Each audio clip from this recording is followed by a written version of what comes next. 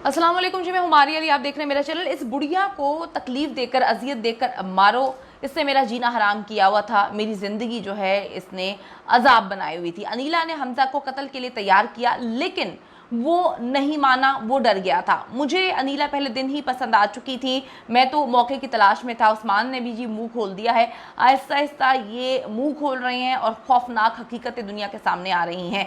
Planning Anila की थी, हमने तो सिर्फ और सिर्फ उस पर अमल किया क्योंकि हम अनीला के साथ जो ज़िंदगी जी रहे थे वो ज़िंदगी जीना चाहते थे। तुम टेंशन ना लो, मैं सब संभाल लूँगी। अनीला बहुत ही कॉन्फिडेंट थी और उसने सब कुछ संभाल भी लिया था जब तक कब्र कुशाई नहीं हुई थी। अनीला पहले जो है वो अपने शोहर को के सामने अच्छा बनने की कोशिश करती रही, नाटक करती रही। जब उसको पता चल गया कि मेरा शोहर अब मेरे हाथों में है, तो उसने बाकी आदमियों को फंसाकर जो है इस तरह से ये खौफनाक अमल जो है एग्जीक्यूट किया है। अनीला अपने शोहर को क्या कहानी सुनाती थी, आज की वीडियो में हम इस पर बात करेंगे। खौफनाक किस्म का जी कत्ल होता है लाहौर के इस्लामपुरा में, जहां पर खूनी बहू जो है अजियत देकर अपनी सास को कत्ल करती है। अब अनीला का असल किरदार दुनिया के सामने आ रहा है। पुलिस उसे तफ्तीश कर रही है, तो उसने बताया कि जो उसका आशिक है उस्मान, उसने भी अब इसको बेनकाब करना शुरू कर दिया। उस्मान ने पुलिस को बयान दिया है और पुलिस को बयान में लिखवाया है कि अनीला बहुत तेज़ और मकार है, उसने मेरा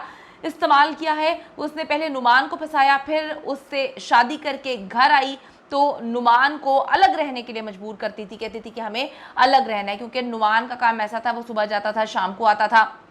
इसको लगता था कि सास के साथ रहूंगी। और उस वक्त इसकी जब ये शादी होकर आई, एक नंद भी यहाँ पे रह रही थी, तो इसको लगता था कि मैं अपनी अयाशी के अड्डे जो हैं यहाँ पे नहीं खोल पाऊंगी, किस तरह से अयाशी करूंगी। इसका भी हाल बिल्कुल डिलीवरी बॉय कत्ल केस में जो आमना थी उस जैसा था। उसका अलग पोर्शन था, लोगों को पता ही नहीं होता था नीचे वालों को कि किस तरह से वो डिलीवरी बॉय को बुलाकर अपने रूम तक लेके जाती थी। तो इसकी भी यही ख्वाहिश थी, इसकी भी यही आग थी कि ये अलग हो जाए, इसका शोहर सुबह जाए और जब रात को आए तो ये अपने सारे के सारे काले कारनामे उस वक्त तक बंद कर चुकी होती। उसने जी पहले नुमान को फंसाया था और फिर अपने शोहर को मुसलसल कहती रही कि घर चेंज करो। अनीला अपनी फुप्पो और सास अनीस बीबी से इंतहाई नफरत करती थी। उसकी वजह से अनीला के पास जो है मोबाइल वगैरह भी नहीं था, तो जो उस्मान ने उसे चोरी छुपे लेकर दिया था।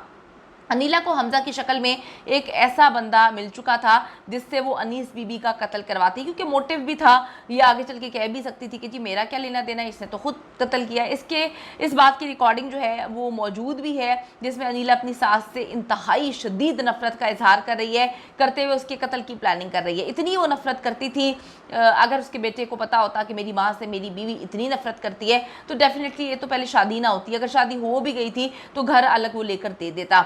अच्छा जी, उसने इकरार किया है कि उसे अनीला पसंद थी। ये हमजा के हवाले से आपको बताती चलूँ, हमजा अपनी सौतेली माँ को कत्ल करना जो है नहीं चाहता था, उसके लिए तैयार नहीं था। उस्मान ने इकरार किया कि उसे अनीला पसंद थी और वो उसके लिए कुछ भी करने के लिए तैयार था। अब देखें भाई, तू शादीशुदा है, तू बाप बनने वाला है, फिर भी तेरे अंदर इतनी मक्कारी थी कि ये गलाजत होती है। मैं कहती हूँ ऐसी औरतों को ऐसे मर्दों के साथ नहीं रहना चाहिए जो किसी भी हद तक चले जाते हैं अपनी फ्रस्ट्रेशन, अपनी लस्ट, अपनी गंदी आदतों की वजह से। जब अनीला ने उसे इशारा किया था, वो तो पहले तैयार बैठा था कि मैं कुछ भी करने के लिए तैयार हूँ, तो वो नुमान के बेडरूम में अयाशी करने लगा। ये इनकी मिली भगत थी। सास को शक हुआ, उसने उस्मान को कहा कि जी तुम अकेले हमारे घर ना आया करो, तुम बार बार मेरे घर आ रहे हो, यानी कि बेटी के बगैर आ रहे हो, तो उसके साथ ही आया करो, अच्छा लगेगा। इस पर जी अनीला ने प्लान बनाया कि सास को हम रास्ते से ही हटा देते हैं, किसी को नहीं पता चलता कि पीछे क्या हो रहा है, लेकिन ये हमारे सर पे मुसल्लत होती है, ये हर चीज़ देखती है, तो इसको पता नहीं होना चाहिए। क्योंकि उस्मान अनीला को मोबाइल के साथ साथ जी गिफ्ट्स वगैरह भी देता था और महंगे गिफ्ट्स दिया करता था। अनीस बीबी अपने सुतेले बेटे हमजा को भी कहती थी कि तुम्हें काम ढूंढना चाहिए, तुम हर हाल में काम पर निकलो, घर पर रहना सही नहीं है। अनीला, उस्मान और हमजा तीनों ने अनीस बीबी को जो है रास्ते का पत्थर, रास्ते का कांटा जो है करार दे दिया। उनके दिमाग में एक ही चीज़ थी कि ये रास्ते से हट जाएगी, इसकी मौत को हम हादसाती मौत बना देंगे, उसके बाद हमारे जो गंदे काम, गलीज काम जो इस घर में चल रहे हैं सबकी नाक के नीचे वो चलते रहेंगे, किसी को पता भी नहीं चलेगा और हम जो है इससे छुटकारा भी पा लेंगे। तो उसको छुटकारा पाने के लिए जो इन्होंने प्लान बनाया था, इन्होंने उस प्लानिंग को एग्जीक्यूट करना शुरू कर दिया। अनीला ने बेटे के अनीस बीबी को जो है, अनीला ने ये बताया था, इसके बेटे ने बताया था अपनी बीवी को कि मेरी माँ को ना सांस का बहुत ज़्यादा मसला है। तो अनीला ने जो है ये कंफर्म किया, बताया कि हमें पता था कि इसको सांस का बहुत बुरा मसला है। अनीस बीबी जो है उसको बड़ा मसला हो जाता है सांस का। हमने पहले उसको बेहोश किया, फिर उसकी नाक मुंह बंद करके मार देते हैं, हमने ये सोचा था, और कह देंगे कि ये खुद ही जो है फौत हो गई है। लेकिन अनीस बीबी ने कत्ल से पहले बहुत मज़ाहमत की, इतनी मज़ाहमत की, इन तीनों को समझ ही नहीं आया। वो चीखी भी, वो लड़ी भी, वो चिल्लाई भी। उन्होंने अनीला, उस्मान और हमज़ा के साथ लड़ना शुरू कर दिया, शोर मचाना शुरू कर दिया।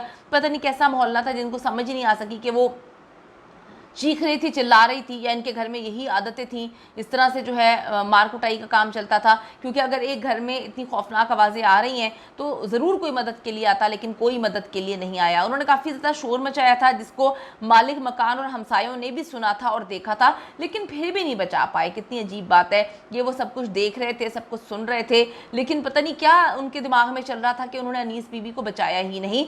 या फिर मैं आपको कहूँगी कि इनके घर में इसी तरह से कुतखाना और लड़ाई झगड़े चलते रहते थे, जिसकी वजह से जो है पड़ोसियों ने भी खातिर खा इस पर तवज्जो नहीं दी, और ना ही मालिक मकान ने इस पर तवज्जो दी है। अच्छा, घबराकर उस्मान जो है, जब भी शोर मचाना शुरू होती है अनीस बीबी, उसने अनीस बीबी के सर पर जो है वो डंडे मारना शुरू कर दिए कि ये तो बोले जा रही है, तो चुप ही नहीं कर रही। अनीला ने तो बताया था कि इसको सांस का मसला है, लेकिन इसकी सांस तो रुक ही नहीं रही, तो उसने फिर डंडे मारना शुरू कर दिए। उस्मान ने पुलिस को बताया कि अनीला अपनी सास से बेइंतहा नफरत करती थी, इतनी नफरत करती थी कि उसने कहा कि इस बुढ़िया को अजियत देकर, तकलीफ दे दे के मारो, करंट लगाओ, जूते मारो, डंडे मारो, जो मर्जी करो। बल्कि उसने तो ये भी कह दिया कि अगर मुझे कहीं से तेज़ाब मिल जाता तो मैं इसके मुंह पर तेज़ाब फेंक देती, इसकी ज़ुबान में तेज़ाब डाल देती, इसका हर हिस्सा तेज़ाब से जला देती। लेकिन इन्होंने इस मौत को हादसाती मौत जो है करार देना था, और कोई घर का नुकसान भी नहीं करना था कि अगर घर को आग लगा देते, ये जल के मर जाती, तो घर का नुकसान भी होना था। वो तो उस घर को बिल्कुल सही सलामत चाहते थे, बिल्कुल भी नहीं चाहते थे कि घर का कोई नुकसान हो। उन्होंने मुकम्मल तौर पे इस सारे के सारे मामले को हादसे का रंग दिया, और हादसे का रंग देकर यकीन भी आ गया लोगों को, और उसको दफना भी दिया। तो वो उस्मान ने बताया कि जी वो बार बार कह रही थी कि इस बुढ़िया को अजियत देख के मारो, मैं चाहती हूँ कि इसकी अजियतनाक चीखें मेरे दिमाग को जो है सुकून दे रही हैं, मेरे दिल को सुकून दे रही हैं, मैं सुनना चाहती हूँ। अनीला ने जी कत्ल करने के बाद भी अपनी सास के चेहरे पर जूते मारे, इतना मारा, अल्लाह जाने उसके साथ क्या करते थे अनीला के साथ। वो इतनी फ्रस्ट्रेटेड हो गई थी, इतनी नफरत करना शुरू हो गई थी।